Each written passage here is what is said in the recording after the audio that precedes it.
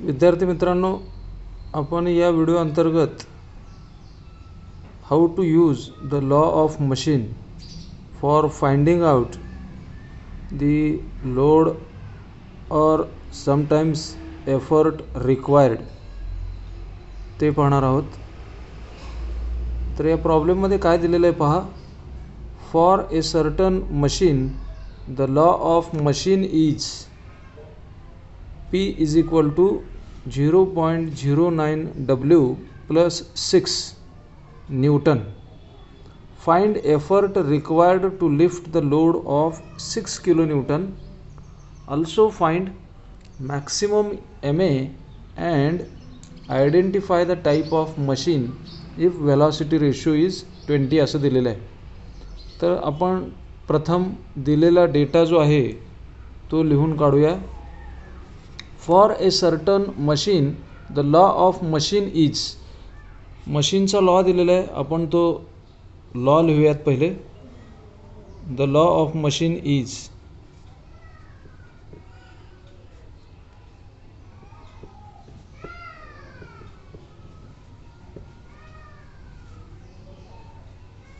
P equals to 0.09 W plus C newton. Find effort required. विद्यार्थी मित्रांनो, मी तुम्हाला प्रथम सांगितलेलं आहे की मशीनचा लॉ जर आपल्याला माहीत असेल तर या लॉ ऑफ मशीनचा सिग्निफिकन्स काय आहे. तुम्हाला लोडची व्हॅल्यू माहीत असेल तर तुम्ही एफर्ट कॅल्क्युलेट करू शकता, आणि जर तुम्हाला एफर्ट माहीत असेल तर तुम्ही लोडची व्हॅल्यू काढू शकता. आता इथं काय म्हटलं आहे, फाइंड एफर्ट. फाइंड एफर्ट म्हणजे पी काढायचं आहे, म्हणजे 100% डब्ल्यूची व्हॅल्यू दिलेली असणार आहे हे लक्षात ठेवा. Find effort required to lift a load of 6 kilonewton. पहा, लोडची व्हॅल्यू जी आहे ती 6 किलोन्यूटन दिलेली आहे. मग आपण काय करायचं, load W equals to 6 kilo newton. विद्यार्थी मित्रांनो, दिलेला लोड हा किलो न्यूटनमध्ये आहे आणि एफर्ट आपण कशामध्ये करतो आहे, न्यूटनमध्ये काढतो आहे. त्यामुळं मी काय करणार, लोड ही काय करणार, न्यूटनमध्ये कन्व्हर्ट करून घेणार. तर 6 किलो न्यूटन आहे, तर याला मी काय करणार, 6 × 1000 करणार.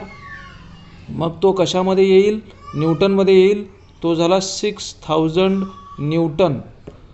आता मशीनचा लॉ दिलेला असल्यामुळे मी काय करणार, डब्ल्यूची व्हॅल्यू 6000 इथं मी पुट करणार आणि पी विचारलं आहे ते काढणार.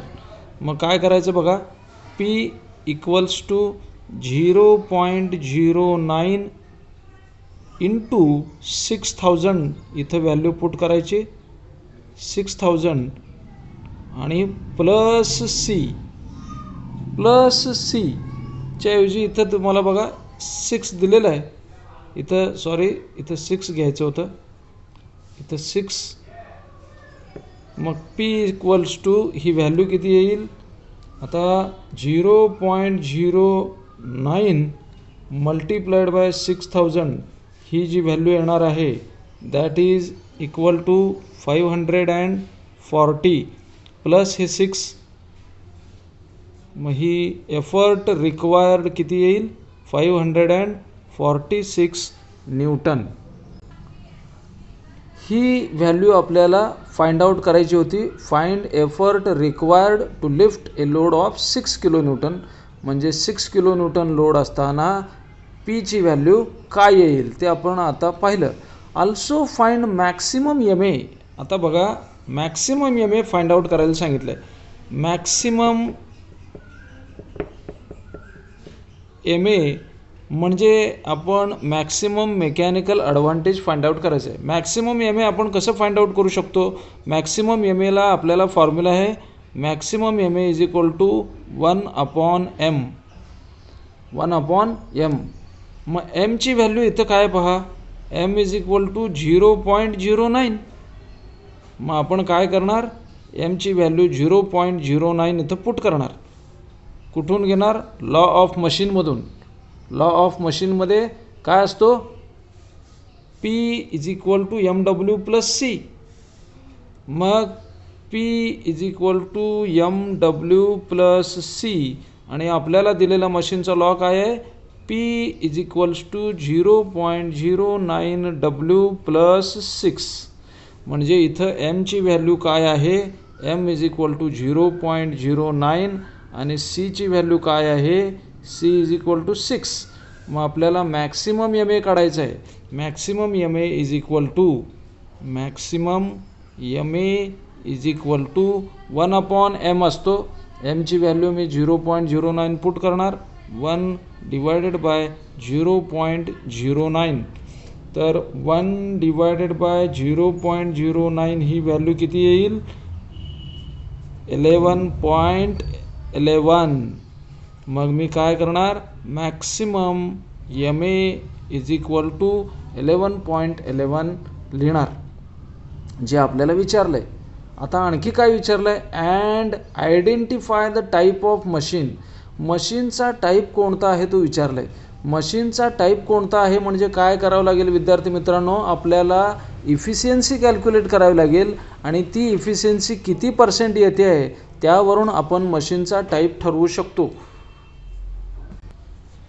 मग आता आपल्याला इथं काय म्हटलं आहे identify the type of machine. त्यामुळं आपल्याला मशीनचा टाईप सांगण्यासाठी इफिशियन्सी माहीत पाहिजे. मग आपण काय करूया मॅक्सिमम MA काढलं आहे आपण. मग आता आपण काय काढूयात मॅक्सिमम इफिशियन्सी काढूया. मॅक्सिमम इफिशियन्सीचा फॉर्म्युला आहे maximum efficiency is equal to maximum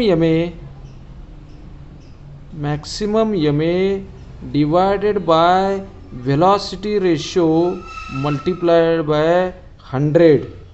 मग आपण मॅक्सिमम MA आपण कॅल्क्युलेट केलेलं आहे 11.11 आणि व्हेलॉसिटी रेशो पहा velocity ratio of the machine is 20. मग व्हेलॉसिटी रेशो आपण काय करणार इथं डिवायडेड बाय व्हेलॉसिटी रेशो किती 20 आणि इथं मल्टिप्लाइड बाय 100. तर 11.11 डिवायडेड बाय 20 ही व्हॅल्यू किती येईल ती येईल 0.5555 आणि त्याला मल्टिप्लाइड बाय 100 आहे. म्हणजेच काय होणार maximum efficiency is equal to किती येईल 55.55 आणि ही कशामध्ये असते पर्सेंटेजमध्ये असते. पर्सेंटेजमध्ये आलेली ही 55.55% आहे. मग आपण काय लिहिणार ही 50% जास्त आहे म्हणून आपण काय लिहिणार maximum efficiency is greater than 50%. Maximum efficiency ही 50% जास्त आहे. इथं पहा मॅक्सिमम इफिशियन्सी 50% जास्त आहे म्हणून मशीन इज रिव्हर्सिबल. म्हणजेच काय मशीनचा टाईप जो आहे that is reversible. Type of machine म्हटलंय identify the type of machine. मशीनची इफिशियन्सी ही 50% जास्त आहे त्यामुळं मशीन इज रिव्हर्सिबल. आता या प्रॉब्लेममध्ये पहा आपण पुढचा प्रॉब्लेम बघूयात. The law of certain machine is 1 divided by 50 W plus 8 newton. मग आपण लिहूया इथं the law of machine. The law of machine is P equals to 1 divided by 50 W plus 8 newton. आणि ॲक्च्युअलमध्ये मशीनचा लॉ आपण कसा लिहितो P equals to MW plus C newton. म्हणजे इथं Mची व्हॅल्यू काय आहे M इक्वल्स टू इथं लिहितो मी M इक्वल्स टू 1/50. मग हे 1/50 किती येतं ते आपण पहिल्यांदा लिहूया. दॅट इज इक्वल टू 0.02 म्हणजे एमची व्हॅल्यू 0.02 आहे. C equals to 8. त्यानंतर पुढं दिलेलं आहे velocity ratio is equal to 100. तो पण डेटा आपण लिहूया. Velocity ratio is equal to 100. Find maximum possible M A. Maximum possible M A म्हणजेच मॅक्सिमम एम ए विचारलेलं आहे. मग आपण काय करूया, मॅक्सिमम एम ए आपल्याला विचारलेलं आहे. तर आपण याचा फॉर्म्युला काय आहे, maximum M A equals to 1/m. Maximum M A आपल्याला कॅल्क्युलेट करण्यासाठी फॉर्म्युला काय आहे, maximum M A is equal to 1/m. आणि एमची व्हॅल्यू आपण इथं लिहिलेली आहे, एम इज इक्वल टू 0.02. मग आपण काय करूया, 1/0.02. जर आपण 1/0.02 जर केलं तर ही व्हॅल्यू किती येईल, मॅक्सिमम एम एची ही व्हॅल्यू येईल 50, जे आपल्याला विचारलेलं आहे. आता आपल्याला पुढे जाऊन काय फाइंड आउट करायचं आहे, अँड मॅक्सिमम पॉसिबल इफिशियन्सी म्हणजे काय, मॅक्सिमम पॉसिबल इफिशियन्सी म्हणजे मॅक्सिमम इफिशियन्सी विचारलेली आहे. मग आता मॅक्सिमम इफिशियन्सी काढायचा फॉर्म्युला आपल्याला माहीत आहे, maximum efficiency is equal to, हे आपण फॉर्म्युला लिहूया, maximum efficiency is equal to maximum M A divided by velocity ratio multiplied by 100. आता मॅक्सिमम इफिशियन्सीमध्ये मॅक्सिमम एम ए आपण कॅल्क्युलेट केलेलं आहे 50. तर 50 divided by velocity ratio, velocity ratio किती दिलेला आहे 100 मल्टिप्लाइड बाय हे 100, हे 100 कॅन्सल होईल. म्हणजे मॅक्सिमम इफिशियन्सी किती येईल, एन मॅक्स किंवा maximum efficiency is equal to 50%. Exact value किती आली, मॅक्सिमम इफिशियन्सी इज एक्झॅक्टली 50%. मग मशीन काय असणार आहे, when efficiency is equal to 50%, तर machine is just on the point of reversing, just on the point of reversing.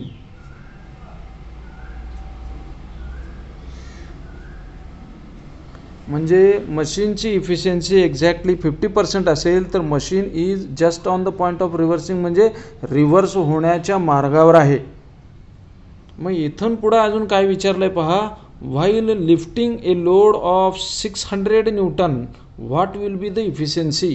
म्हणजे काय, machine 600 newton load lift करत असताना मशीनची इफिशियन्सी किती येईल.